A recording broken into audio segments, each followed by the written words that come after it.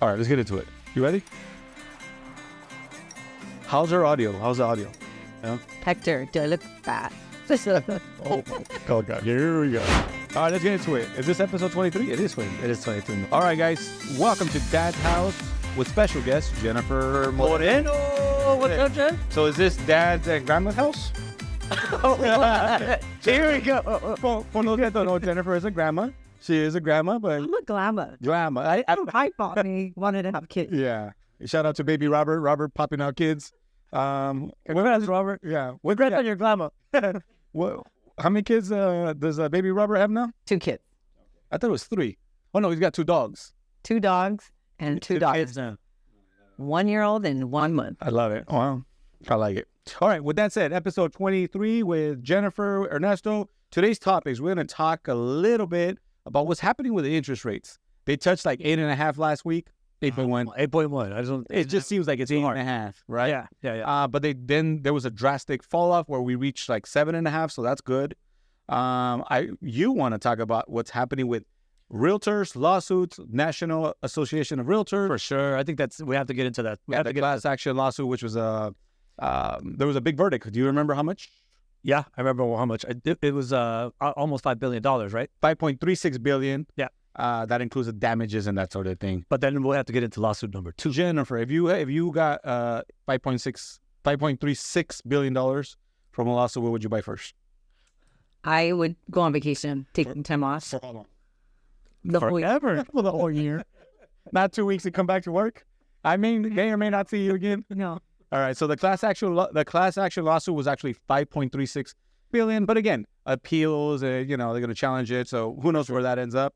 I want to talk about what is happening with the agents that I'm interviewing to join our office, right? In the last 2-3 weeks, I've interviewed more 18 to 20-year-old real estate agents just in the last 3 weeks than I have in the last 5 years. Man, when we discussed this before, I thought you were going to say like somewhere like 20 to 30 or something like that. 18 to 20? 18 to 20-year-olds already have their license, ready to go. I mean, the 18-year-olds just graduated this like spring or whatever it was, like, from 3 months ago. Yeah. And now they're licensed and they're ready to rock and roll. So that's exciting. But what is driving that? I have no idea. I want to get you guys' input.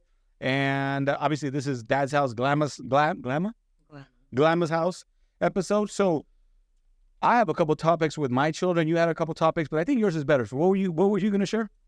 We're going to kick who out? We're going to kick who out? No, I'm not going to kick her out.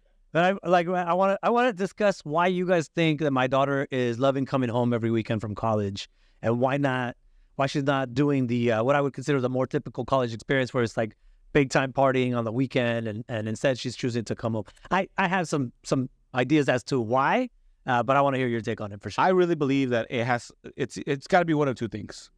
One, she's in love with somebody here, around your. Does she have a boyfriend, by the way? She does. So I think that's probably going to be the ultimate. When you say in love, that bothers me a little bit. I'm going to be honest. She is 21, right? No, she's 18. Oh, she's 18. Yeah, you should not be in love, honey. You shouldn't be in love.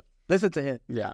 No, when my son went away, he would come home every other week, and he would drive home, and it kind of got on my nerves. But he liked a girl, and he would come home because he was lonely.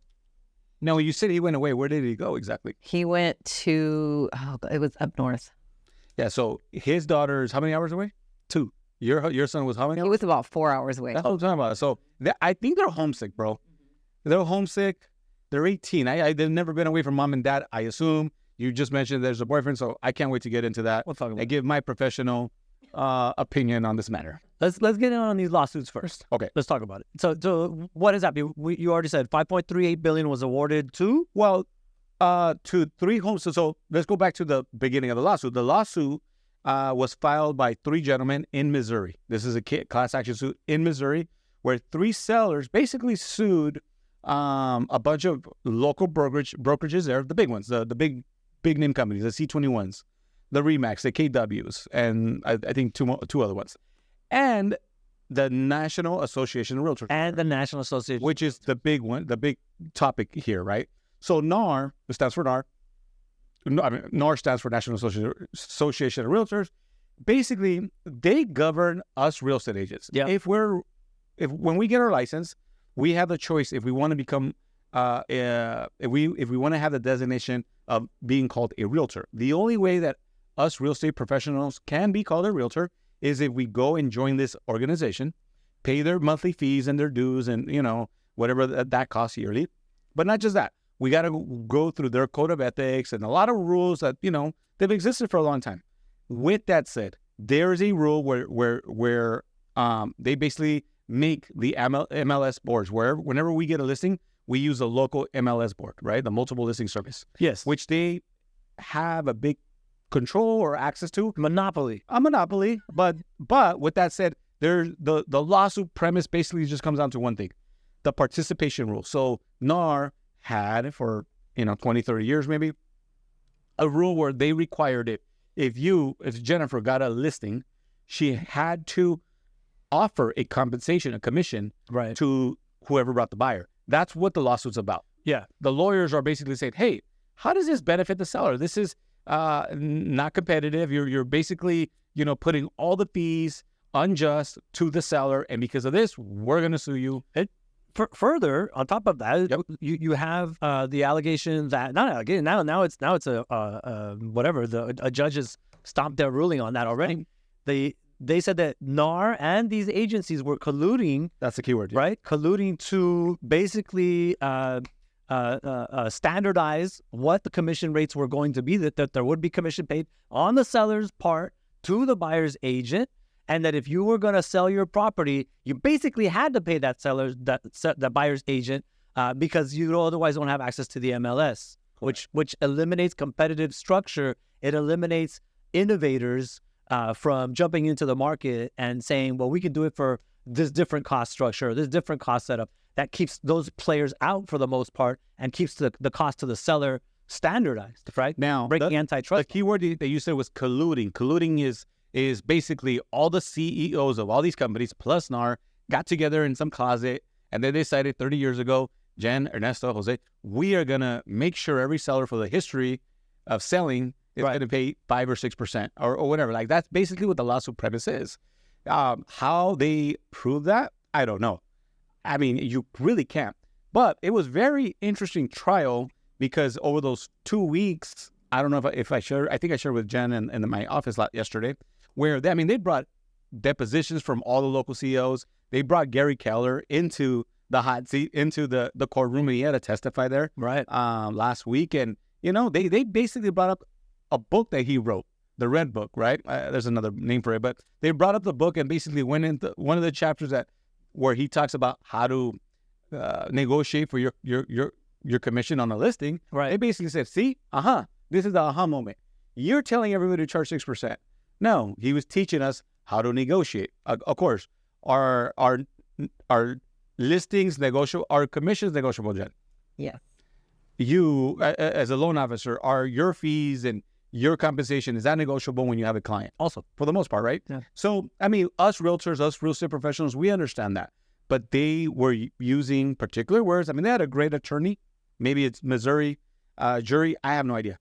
But yeah, they ended up winning that case. And they went back for commissions for, I think it was 2019 of $1.8 billion plus damages. 5.3. Wow. Okay. It's going to change some. That's the rule. And by the way, there's a new lawsuit that was filed immediately after that lawsuit was. Well, wait a minute. Before we get into the new lawsuit, how do you think it's going to affect us? So I want to get your guys' your guys' thoughts. Like, Jen, hearing that you're a real estate agent, you are now under the microscope, right, of the way you charge sellers and who pays for commissions for buyers. Who do you think gets affected by this ruling? If it holds, down the road after appeals? I think the buyers are going to suffer. They're going to pay. So I agree with you. I don't think that the sellers have to pay for the buyer, but I've seen when a buyer doesn't want to pay for the buyer's agent, nobody comes to see that house. So they need help from a buyer's agent. And so I just look at it like I have to focus on what I can control and stay in my lane and just become better and, work on my skills so I can attract more sellers. And by default, I'm going to have more buyers. So here's a catch-22 question. You ready for this? That is, fast forward a year from now, 2 years from now. You're a listing machine. You got 20 listings ready to go. Now you're at the dinner table. I'm your seller. how do you, when it comes to paying the buyer's agent, how do you, are you going to give me advice, or are you going to tell me that I, as a seller, have to pay the commission to the buyer's agent? What do you think is going to change with that part? Well, I'm going to tell them, my experience. When you do not give a buyer's agent any commission, we're going to struggle finding buyers. I could do what I can to attract more buyers, but we need help. That's why we give a buyer's commission, so we can get thousands of people looking and wanting buyer's agents to come and show them. Yeah, I really believe it is a game changer. And like, I'm preparing, and part of our but part of our skill building in the coming months, year, is going to definitely have that presentation with the sellers to be able to give them that advice and our recommendation. I think that's going to be the key. We're going to recommend, right? Hey, seller, listen, my listing commission fee is this. It's a proven fact, right? That if you get more, what's the saying? You get more bees with honey, right? Than maybe no commission vinegar, right? I don't know, but our recommendation is going to be, hey, this is always an option. This is on the table. This is a great idea if you want to bring every buyer. Can I add a layer? Please. Can I add a layer? We're coming out of a market. We're not in it anymore. I don't think not to the degree that it was before, but we're coming out of a market where, let's be honest, if you had a listing, it was going to go pretty fast, right? Sure. What if we step back into a market like that, and a seller says to you, hey, number one, I've got this other listing agent that's willing to do it for less. And number two, I know the moment that my property hits the market, it's going to sell, and probably for over, right? This is California after all. Yeah. What is your comeback to that going to be? What is your rebuttal going to be to that? Well, hiring a professional still matters. Hiring somebody that can take you from A to Z still matters. Keeping you out of a lawsuit for the next 3 years, because when you sell property in California, any party of that transaction can sue anybody for any given reason, right? So when you hire me, I take on, through my E&O insurance, through my company, through our brokerage, that risk. With that said, this is my fee. This is what I recommend you offer. If you get your price, you get your bottom line. Now, do you have to do that? No, you don't. You, seller, have the ultimate right. Like we said, it is negotiable. All I can do is offer my recommendation, my services, and if the numbers don't make sense, or if it's not a listing that makes sense for me, who knows? Right.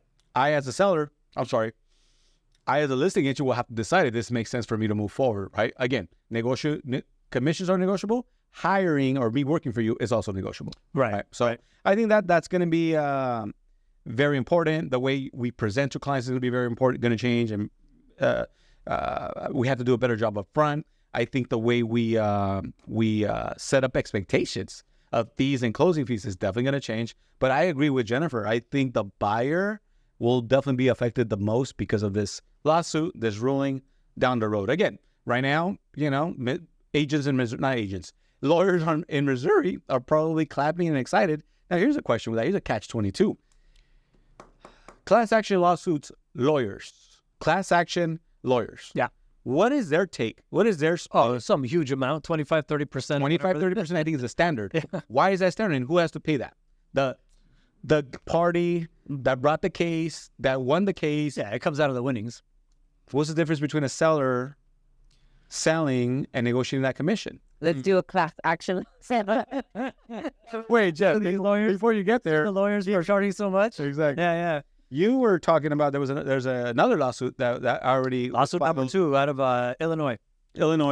And now this is on the buyer side. Right. This is what's happening now, with known as the Gibson lawsuit. But it's on the buyer side, but it brings all the same questions, basically accusing... It's buy side, but same accusations, saying that NAR and these other, now EXP and others... There's 6-7 different mortgage real estate companies. Have colluded to standardize cost to seller. And however, I didn't really get into the details of how that affects buyers, other than to say that the seller's got to pay for buyer's agent's commission. So that creates an antitrust issue, because you cannot standardize and keep commissions at this amount on a wide scale practice, right? So same basic allegation there. What's going to happen, I think, like in a nutshell for me, I think the way real estate is done is definitely going to change. For sure. I don't know how it's 24 months. And again, it's, nothing is promised. Changes is inevitable. It's going to happen. in any industry, every industry, right? But with that said, it's just something we're gonna have to see what the rules.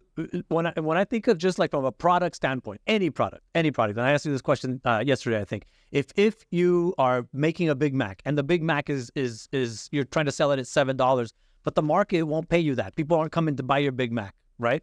So then you need to drop the price or sell people better on the value of the $7, right? Correct. How would you drop the price?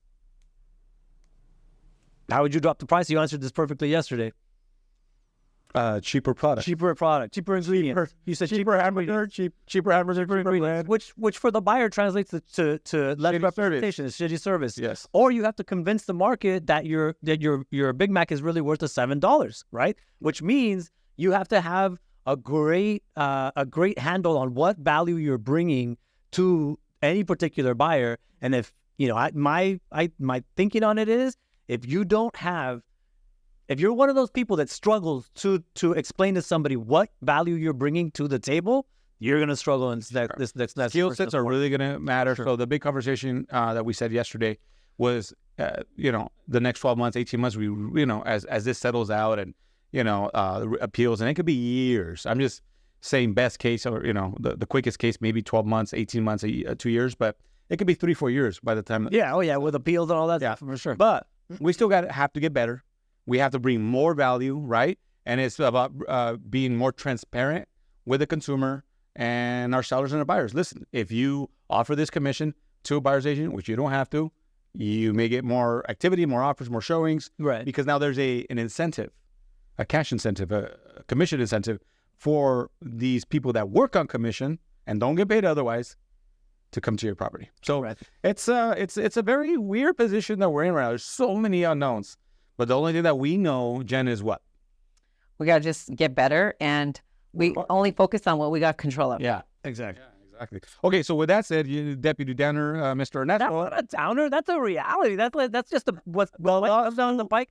No matter, what did I just say? Improve your value proposition. How was that? I agree. That's a positive. Any lawsuit is always a game changer, brings the vibes down. Sure. You know what else is down? Interest rates. Interest rates are down. Yeah, from 8.5. Can you just breathe easy into this mic? By the way, okay, so a week ago, 10 days ago, rates were how high? We had gotten as high as 8.1, over 8.1 as a national average. Jen, what's the highest rate this year that you've helped a buyer or seller, whatever, a buyer? What's the highest rate that they've got in 2023 this year? Probably about 7%. 7%. I haven't had any buyers at 8%. Yeah. I had one close recently, and they were like 7.5. And I'm shocked by these rates. But again, that's the market. Everyone's having to deal with. If you're buying right now. The bottom line, though, is every little step, every little step that the rates go high, that's another small chunk of buyers that won't qualify anymore or can't get what they wanted to get.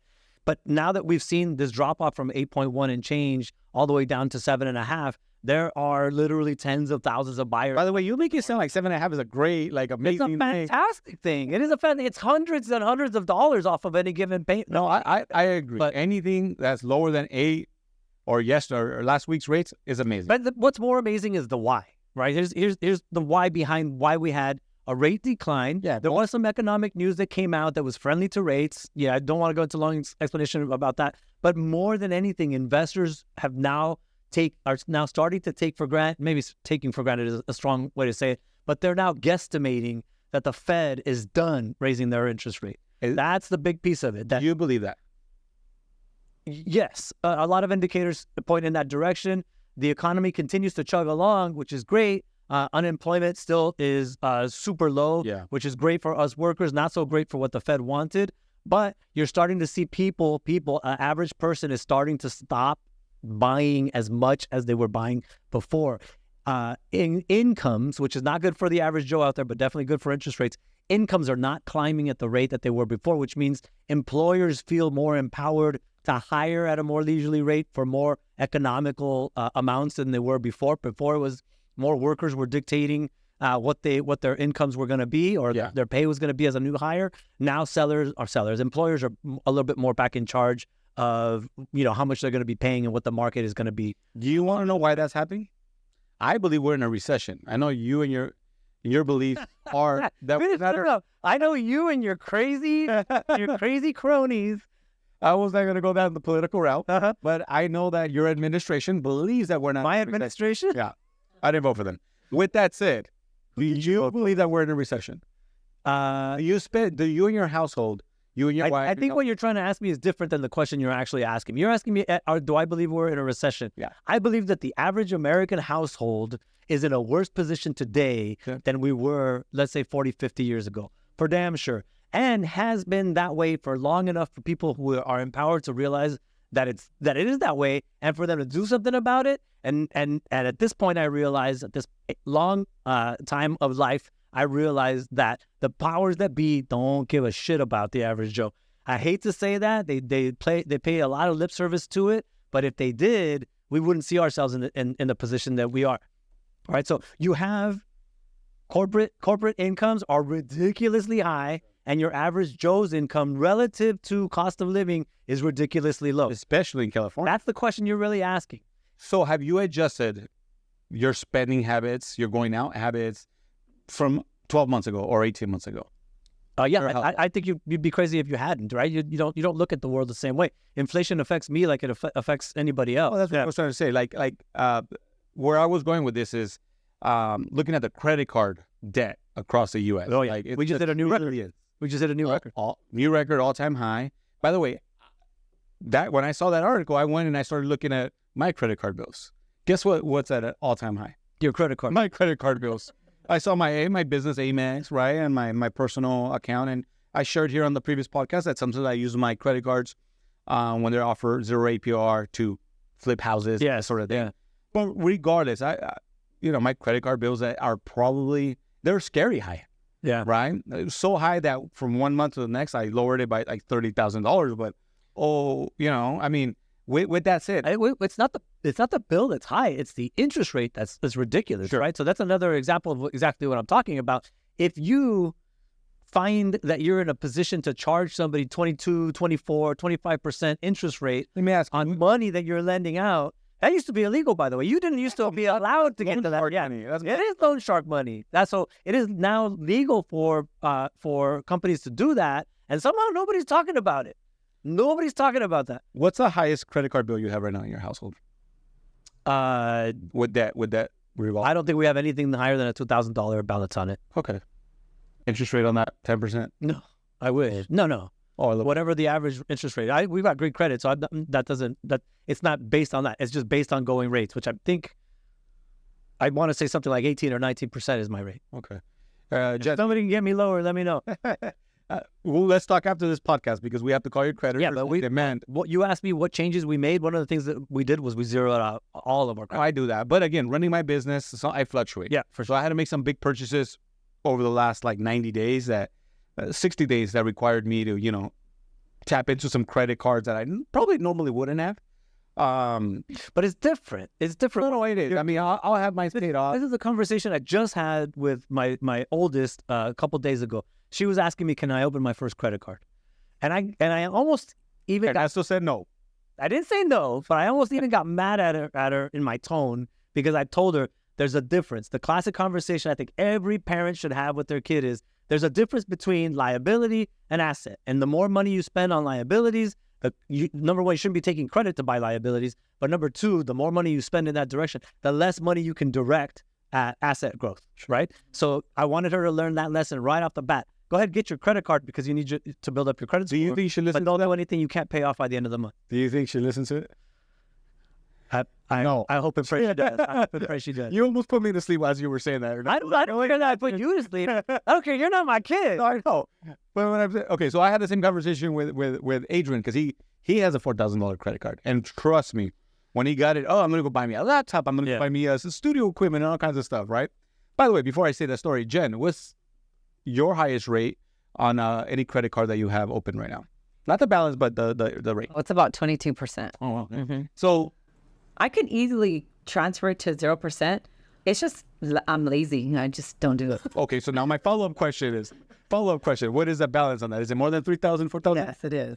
I would encourage you, if you have available credit at 0%, just do it. Yes, you're going to pay the 3 to 5% little hit, but it's worth it. Do it. my kid had a $4,000 credit limit on I forgot what card it was, but that dude wanted to go to New York, buy radio equipment, wanted to buy himself a laptop. Actually, got himself a laptop. He went to New York. Yeah, and he went to New York, so now we know. So with that said, when he got back, saw the balances, we had a discussion with him, and he brought it down. So I did the same conversation that you had with your daughter, like, hey, 30% of your available limit is the max that you could do. So if it's $4,000, do not surpass. I think in his case, I told him like $1,200, $1,500. That's your limit. That's all you could spend. And he's adjusted and he's doing good. So he's building his credit score. The way I put it to my kid was basically use it as a tool and nothing more. You don't want to be sticking stuff on there that's going to stay on there. Spend only what you know you can pay off at the end of the month, so you don't have to pay interest on it, and build up your credit. Use it, but use it to build up your credit. Then later what's going to happen is you're going to be given access to the kind of credit that lets you buy stuff that makes you money. That's a different conversation, and that's what she really needs to work toward. Not, hey, I can't afford this perfume right now, let me go get it. All she has to do is listen to this podcast. We talk credit and leverage here, which is what you were saying. Okay, future mortgage rates. We're in November. We're November 23. Where are we going to be by Christmas time? Where are we going to be first quarter 2024 interest rates? So the big... Wait. Actually, let me ask Jennifer. I'll get Jennifer's opinion. I'll share my opinion, and then we're going to get the more professional's opinion. By the way, he don't know shit. He doesn't know more than you and me. I wanted to put that out there. Well, this is the third time. I don't know why I'm coming. This is the third time I've been put down in this podcast. I don't know what the hell's going on today. You had a headache. Your headache bothered me. All right. Go ahead. You're my headache right now. So what's your question? Where do you think rates will be by Christmas time? And where do you think rates will be by the end of March next year? Well, I hope they're at 5%, but that's probably not going to happen. If they're in the 6%, I think we have a good shot for 2024. 6% is your goal? Mm-hmm. By the way, what rate, what is that imaginary rate that creates consumer confidence? Like, we all have buyers. You have clients on the sidelines waiting. I have buyers that are like, dude, I'm waiting for that 3%. Newsflash. Coming back. Yeah, we may never see 3%, at least in our golden days left, right? Is that fair to say? Yes. I don't think it's good. It would take economic catastrophes to bring that rate back, and I don't want that. I want a 3% rate. No, I want a 3% rate. I don't want what it takes to get there. Yeah. So with that said, what is the rate that's like not the sweet spot, but the consumer confidence rate where we get this number, all the buyers come out of the woodwork, and we get back to two different things you have to discuss is interest rates is one thing, home values is the other thing. I agree with that. And how those relate to your average Joe's income, right? So as either we let the average Joe's income flow up so that they can deal with rates and values, right? Or we let interest rates and values come down, or some mix of all of that to make a better buying situation for your average Joe out there. Because the honest truth is your average Joe out there is finding a tough time finding the deal that makes it make sense for them, because both interest rate and home values are higher. Sure. But what is the magic rate? I think anything that gets you into the low sixes. Yeah, see, I think, Jen, what was your rate? 6? I said 5 because I've been hearing 5 is the average. Right. So if they hear 5, it's going to be... By the way, I think anything with a 5 in front of it is amazing. 5.75, 5.99, but I think 6% is that hard stop. Like, once it gets past that 6.5, it's a little, I don't say it's scary. It just puts consumers at an uneasy mind. I don't know if how do you say it? Not mindset, but it doesn't move the needle. If you tell somebody who's buying a $700,000 house, a $650,000 house, hey, your payment at 8% was going to be $1,000 more than it is now at 6.5%. They're going to be like, what? Let's talk about that. You know what I mean? I think that's a big deal. It'll be a big part of the conversation if rates get to anywhere near the low sixes. All right. So speaking of numbers, let's get into our next topic. This one I'm excited about because it's changes growth, changes life. In the last 3 weeks here at our office, I'm always interviewing agents and, meeting with agents that want to move offices, that sort of thing. So, but in the last 3 weeks, I've met with more 18 to 20-year-old licensed real estate professionals. 18 to me in my 18 to 20-year-old that I in the last 3 weeks that I have in the previous 5 years. But it got me thinking. Now, I have an idea of why that's probably happening, but I want to get you guys' input. Jen, you have a young 20-something and a 17, 18-year-old, right? How? 21, 23, and 16. See, I was thinking Andrew's like 19, 20, but you're right. He's But at 21. 18, I don't think my kids were confident enough to want to be in real estate. I agree. And neither was I. So it's surprising that they want somebody that young wants to get into real estate. However, it looks really easy on TikTok. Like you're gonna do the dance, and you get all these clients, and you're driving flashy cars. But I don't think it's not that. Yeah, see, that's part of my answer. I think social media, and I'm not on TikTok. I have one, but I never go on it, and I don't even know how to like share or post or whatever, which I'm dating myself with that. But social media, I think, has a lot to do with the real estate industry, and I'm talking more on the wholesale. Like I see a lot of ads and a lot like on my search window, wholesalers like, hey, I made $20,000 working from home. I made $30,000 this month working 2 hours a week or some nonsense, right? And I think that is one of the triggers. Because I got my 16-year-old twins asking me, hey, how do I wholesale? Like, fool, get a fucking A in your class. Worry about that before we talk about wholesaling anything, right? And I get excited when I hear anything real estate related because they're thinking about it. But all that means to me is that they watch something, because I don't talk wholesale. Something that triggered their imagination around how do I make this money? So my thoughts is part of the reason is, these 18 to 20-year-olds, obviously they've been on social media a lot longer, earlier in life than obviously us, right?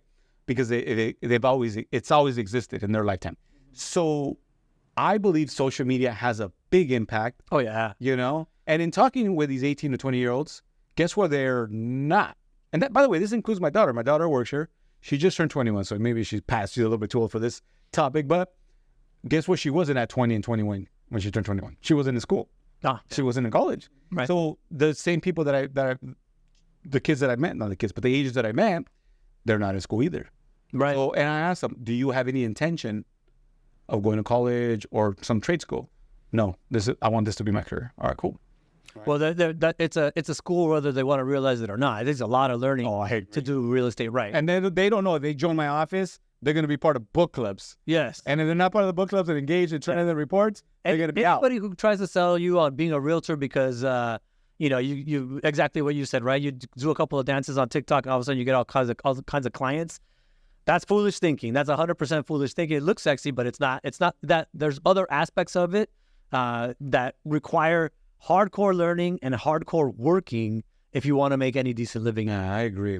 But I'm excited. So I've had to tailor some trainings. Like I started a training called the 6-week project, and it's really tailored for brand new rookie agents. And I'm trying to think, okay, if I was 20, when I was 20, I wasn't in the industry. I got here when I was 29, something like that.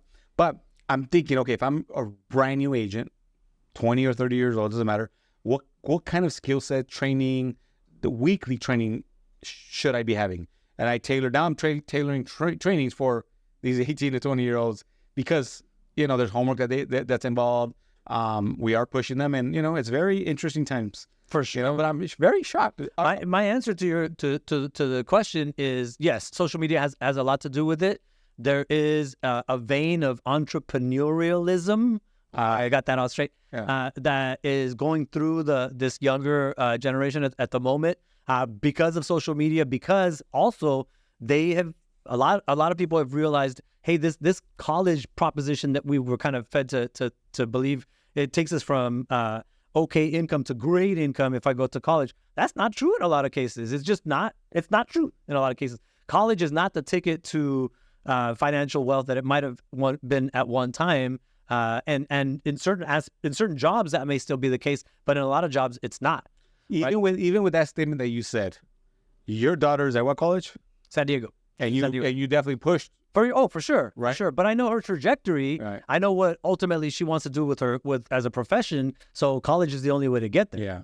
No, I agree. Like one of my biggest regrets to date is that I did not go to college. Like if I could go back to when I was 17, 18 when I graduated, I would have changed a lot of things, and I would have gone the junior college route and somehow, some way ended up at USC. But I don't know.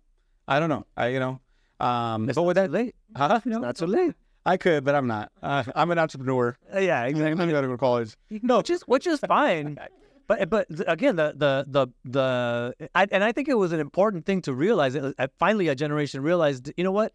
College is great for some people, not so great for others. Maybe that's not my situation. That's what I knew at 17. Yeah. I knew that I struggled in high school class. How though? And I had to go there. I had to show up, or else my parents would probably kick me out. How am I going to succeed when I actually have to pay to go to college? Right? It didn't add up to me. And, I didn't have a lot of mentors in my family that had gone to college, so I just didn't go. But it was a long-ass road and route to get to where I'm at, right, by not doing that. So I know it would have benefited somebody like me as I evolved, But going back to the young realtors, nobody should see real estate as a shortcut. Nobody should see it that way.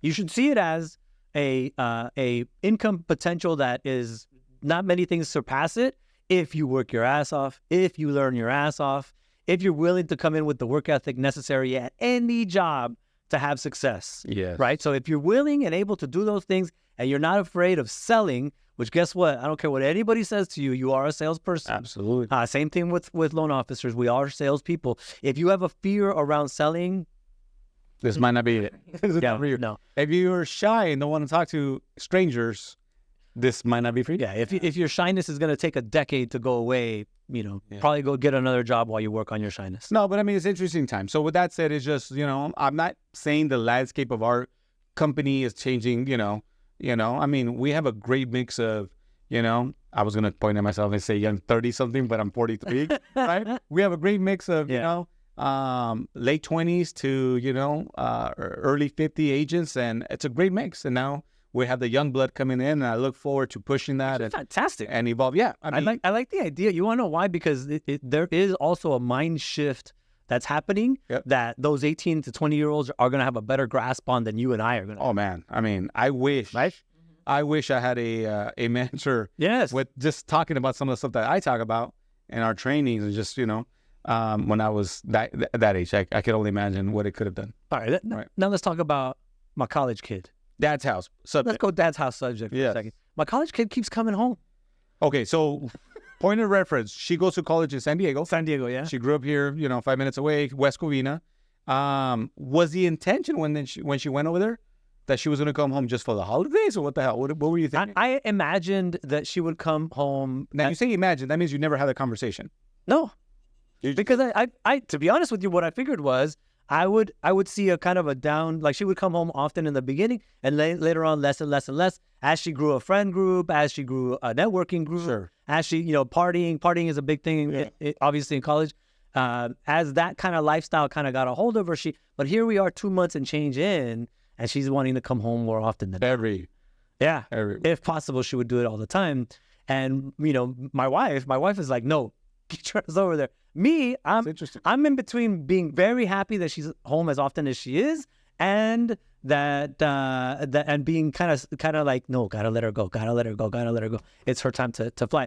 And I think she's flying academically. She's doing fantastically. Yeah. But in my mind, I'm like, am I being a bad influence and wanting her to come home as much as she is? I don't know. Did she come home to do her laundry and eat and grub? She brings her laundry with her, but that's not the reason. I mean, she has a boyfriend here, and she has a friend group here, and she has friends over there as well. But the attraction to come home is there.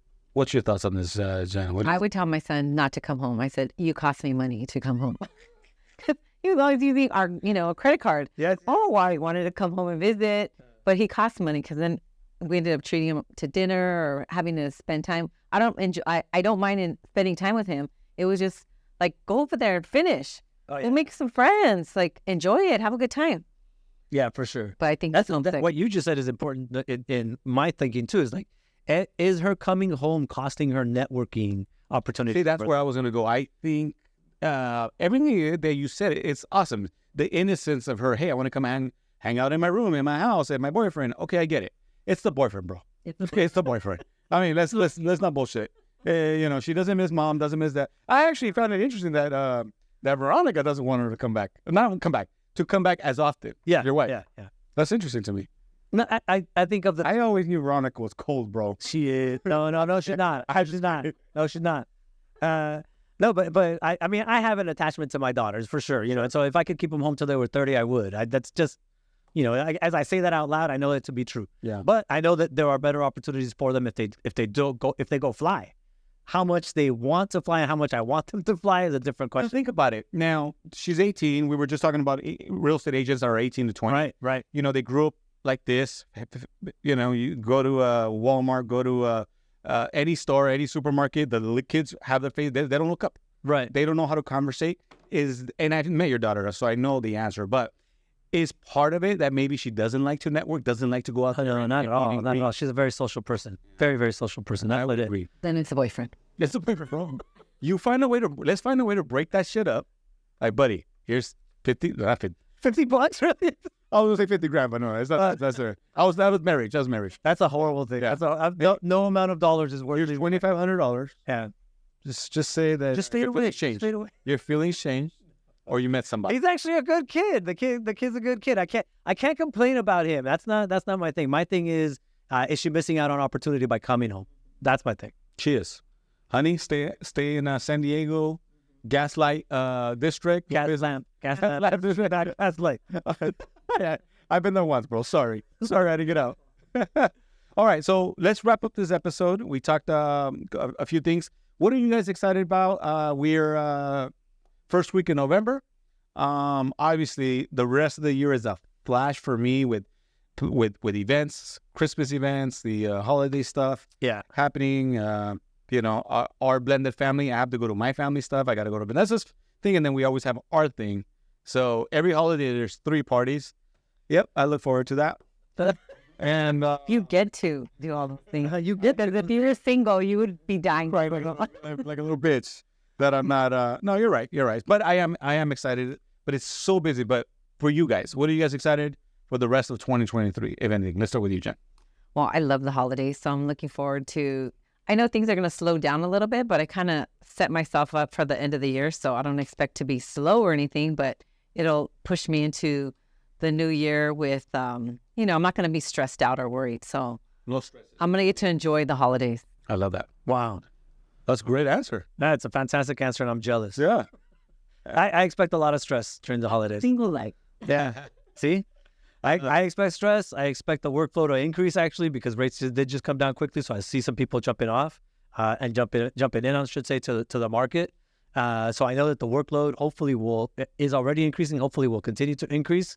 And same thing. We're going to be in Thanksgiving. I'll be in Arizona for a few days.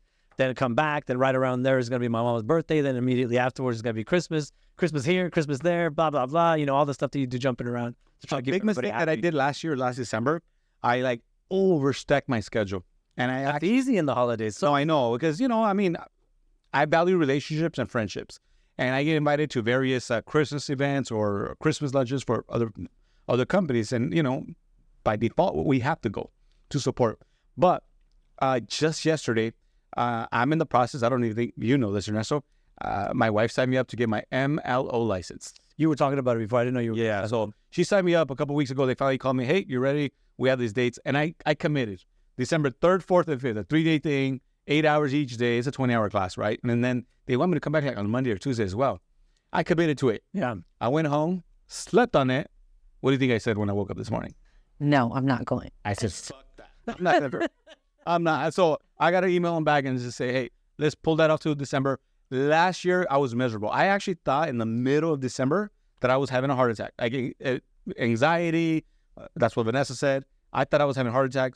It was so bad that I called my our Doctor. the guy that does my physicals every year. I'm like, dude, I don't know what's happening, but I feel this tension in my chest. He set me up with a cardiologist. It took about a month and a half to get that appointment. Thank God I didn't die. Yeah. Huh? Yeah, I know. No, I know. But he did say, hey, if you think it's serious, go to the ER. I'm like, I'm calling you. I'm a dude. I would never call you if I didn't think. But I think it was anxiety. Anyways, because of that, I'm going to try to clear my schedule. Yeah. Just focus on the trainings that I have, which I enjoy and I love, and focus on de-stressing for the rest of the year. Because, again, it's been a heck of a year, right? It's been a heck of a year. So, okay, with that said, actually, I wanted to bring up one more thing. In the table, we have a new homeowner. You already own a home for how long? Oh, I don't know, 18 years? Yeah, 19. I've owned a home for a few years now. Jennifer just bought her first investment property. Let's talk about that, Jen. Well, I did have a home, but No. I bought a rent. Yeah. That's what I meant. You bought your first investment property. A new investor on the table. Yes. You bought it, depending on who the expert is, they're saying, don't buy any property in 2023. Rates are too high, this, that, or the other. Why did you decide that 2023 this particular property was a great investment? And why did you pull the trigger? What made you kind of take it to the end? Well, I flipped a couple of houses already. And because I didn't own a house at this time, I had to pay a lot of taxes. So I don't want to pay any more taxes. And I did lose a little bit of money. So I thought holding on to this property and renting it out would be the best bet for me. I thought about cash flow, appreciation, and my tax breaks. And I think that, when I first bought it, Jose's like, I think this is a really good deal. And I went to go look at it and I seen the opportunity. Yeah. And I'm like, I'm very excited. Like, you don't even have in your gut, like, this is a good deal. Yeah. That's how I felt when I went to go see it. And there's many deals that I bought. I didn't have that feeling. I can tell you, having analyzed your deal, because of what we're working on right now, it is a good deal. It's a great deal. I would have bought it if it got in front of me before it got in front of you. It's a fantastic deal for all the reasons you just said. The taxes, the appreciation, the ROI is definitely going to be there. Yeah. It's just a fantastic buy. But it's in Beaumont. So most people would say, ew, it's in Beaumont. That's Sure. what I felt the first time. But now I'm like, I don't care if it's in Beaumont. People are buying out of state. Yeah. So Yeah. what's the big deal to go an hour away? By the way, that was my question. Beaumont, from where you live, the commute, how long is the commute? It's about an hour, but I don't need to be over there every day. I mean, That's fine. I have somebody working on it. I went and cleaned it up a little bit. So in probably about a month, I'll have 3 rents. Wow. How often do you check on your rentals? Like physically go to the location? Never. Never. I only go when I'm going to remodel or upgrade something. Oh, I see. Or if something like major, I had to replace a major sewer water line on our property. So there I went to meet my contractor. I went to actually meet the plumber. Hey, why do we have to pay this? Why is this bill so high? It made sense. He showed me. Okay, that makes sense. Go for it. Mm-hmm. So I, for the most part, do not visit my projects unless there's a problem or if it's vacant, Right. Well, but for the most part, I don't want to say I set it and forget it. No, I have the maintenance crew. I have the handyman. I have the landscapers. I only go when I have to, vacate or whatever, right? Get it ready to lease. But for the most part, I don't. That's interesting. I would have thought you made like a monthly round trip. Absolutely not. Like that. Wow. I have a property that I've owned. My first investment ever. It's in the city of That's good things for your purchase. the city of San Bernardino. I bought this one in 2012. I have been to the house. Actually, let me guess. I've owned this house since 2012. How many times do you think I've been to that property physically in my home? It's 11. 10 times, 11 times. Less than 5 Less than 5. in that time frame. And 2 of those 5 was probably in the last 3 months. Yeah. Because I'm remodeling the home. I upgraded a lot of things outside. So I met different contractors just, twice, Mm-hmm. But yeah, I mean, the properties take care of themselves. If you have the right crew, the right maintenance. When I have a plumbing issue, I'll send my handy guy, hey, check out the roof, check out this, check out that. Let me know if it's... So that your crew becomes your eyes on other things. But, I mean, if there's a problem, your tenants are going to call you, hey... Sometimes not. I go, and my wife, they have a portfolio of properties. I'll go with her to the property and Trust Ernesto. you will see things that the tenants don't talk to you about. And you're like, You're right. why would you not bring this up? You're right. They're scared. They're scared. Yeah, they're kind of scared. So for me, I don't have that issue, I think, for 2 reasons. One, I typically try to stay within reason with the market rents. So I'll raise the rents accordingly, whatever the city or the county allows. 1. 2, the minute I do have a vacancy or they decide to move out, I'll do the 30-day walkthrough notice to point everything out, double check my notes and my data from the time they took the lease from me. But at that point, I plan to remodel everything and anything. If a tenant is always getting every year, every 18 months, their rent increase, what do you think they're going to do when the rent hits a point where they're like, wait, you're charging me how much? Well, you got to fix your bathroom. Your bathroom's jacked up. They let me know. So I had a tenant tell me, hey, this, that, that. I was like, well, first of all, lady, you never told me. I had no knowledge. But now that you tell me, tomorrow my plumber will be there. He'll take care of that. Right. Right. So that's how I tend to right now. Again, it's their home. I just own it. Right. Issues, I fix it. Major issues, then, I address it. So I try not to go. I mean, we all got busy schedules. Interesting. Yeah. Very cool. What I have to say, though, is I don't know if I should put it out there, but he walked me through the whole process. He showed me how to do like the contracts with them. And so it made it very easy when I went to go, because I have a renter already. And when I went to go have a conversation with her, I felt very confident. Like I knew what I was talking about. Good. I did not hold back or felt uncomfortable because it was my first time. She had no idea, like, oh, this is my first rental. So I feel really good about the person who's there, and she's not afraid. I raise the rent on her too. So she's not afraid to tell me anything, and she Beautiful. me, like, Yeah, all I can tell you is on the numbers, that's a great property. You bought a great property. I love that. All right, friends, that's all we have for today. Episode 23. Like, subscribe. By the way, we should make this the intro. Like, subscribe, follow us. Yep. And if you want to give Jen a follow, Jen, what's your handle on Instagram? the realtor Jen Moreno. Yes, sir. Yes, ma'am. And what's your handle on IG? At ErnestoHome.loan. Yep. And I think mine is Jose Mares or the Jose Mares. By the way, I hate that. The Jose Mares. I'm going to change this shit. The Jose. Okay, I'm going to keep it. The Jose Mares. Give us a follow, but subscribe on YouTube and tag a friend that needs to learn about rates, lawsuits, interviewing young agents, and I mean real estate agents. As opposed to what? FBI agents or what? Insurance. Oh, okay. All right. Or interviewing young FBI agents. silent agents. All right, y'all. Have a good one. Thank you. Bye-bye.